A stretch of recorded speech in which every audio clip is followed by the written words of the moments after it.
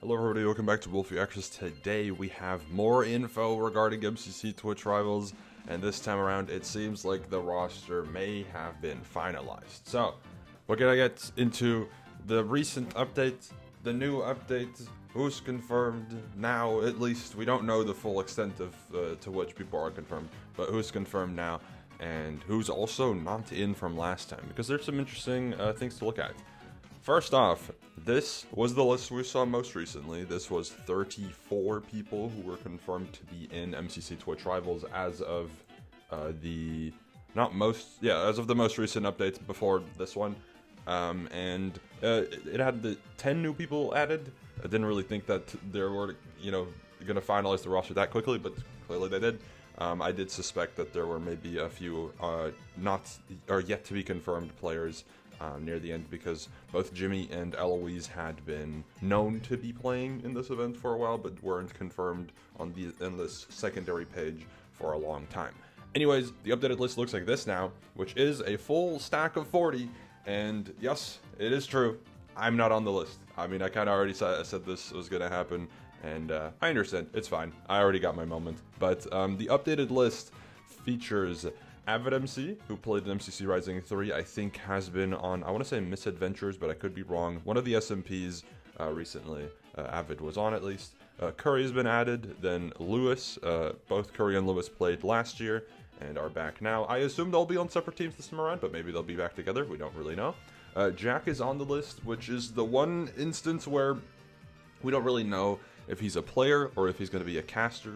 I could see him playing this time because it was known that previously he was supposed to be a player instead of casting, but then benched himself in favor of casting or something like that. So we don't really know if he's going to be playing or casting this time around, but either of the options, hey, great, good for Jack. Maddie also being on the list now, playing her first event since Rising 2, I think. So very fun as well to see Maddie thrown into the mix. And Sandwich is the final edition, I think, right? 1, 2, 3, 4, 5, 6. Sandwich, other edition. Sandwich, I accidentally was told was in yesterday, but Sandwich is in fact in, and obviously something that everybody will be really excited to see because he debuted last year in the EU Twitch Rivals, and he's back again for his second attempt. So yeah, very cool. There's the official website where you can see all the lists or the names and stuff. But I chose not to look at this one because this one has a bit more oversight. This is my attempt, to an extent, to try to piece things together in a way that I think makes sense. I think, in my full honest opinion, the roster's pretty damn good. I like it a lot. I think there's a lot of fun stuff included here, and I think you're going to see a lot of really solid teams this time around, just because there's a lot of interesting people involved into the mix, or thrown into the mix this time around. The only thing that I'm a little unsure about is exactly how people are going to be put together in terms of balancing.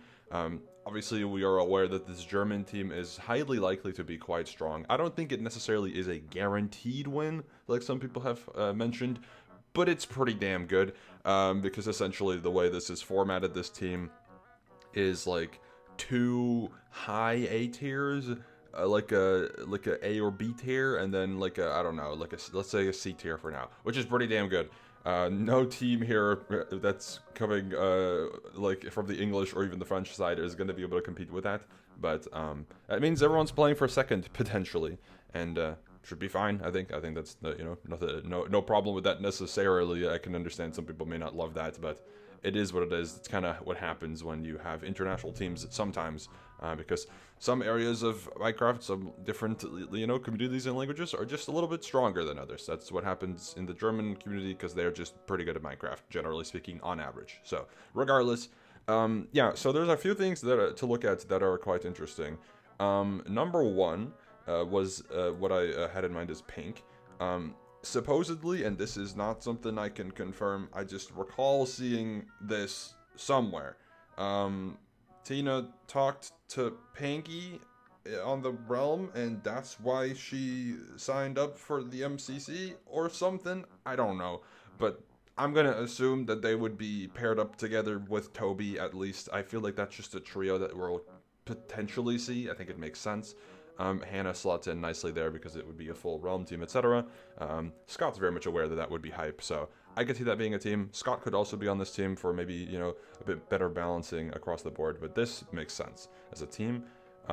Furthermore, of course, we have Siren, who I'm still unsure of what her team would look like. I'm going to assume that they'd be with 5 up, of course, like we've been assuming for the longest time, and then probably with another good player, and then maybe a lesser good player. I don't really know. I put Curry and Jack there because it just kind of felt like that could happen. I don't know. Curry being on Aqua again is unlikely, but because he already was on Aqua.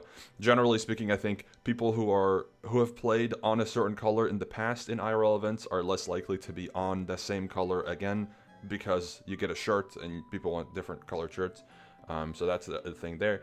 This Lime team, I think, is highly likely to happen. I don't know if it's confirmed or anything, but this feels pretty balanced in terms of, you know, this squad of people and who else they would potentially team with. This just makes the most sense. So this might be a team. I have no clue. Then also Phil, Sneak, and Fit. Obviously a trio that makes a lot of sense. I think I already talked about this last time. Sandwich actually does fit quite nicely with that trio as well, but I just think it's not going to happen where Sandwich is with Phil, Sneak, and Fit. I could see Sandwich being with Phil and Fit, or just Phil, for all that matters, right? Sneak could be, let's say here, temporarily, right, there and that. However, as you can see, in terms of balancing, not that this green team is very strong, but the purple team is also not very strong as of right now, and making a major substitute like that might make one team a little stand out a week.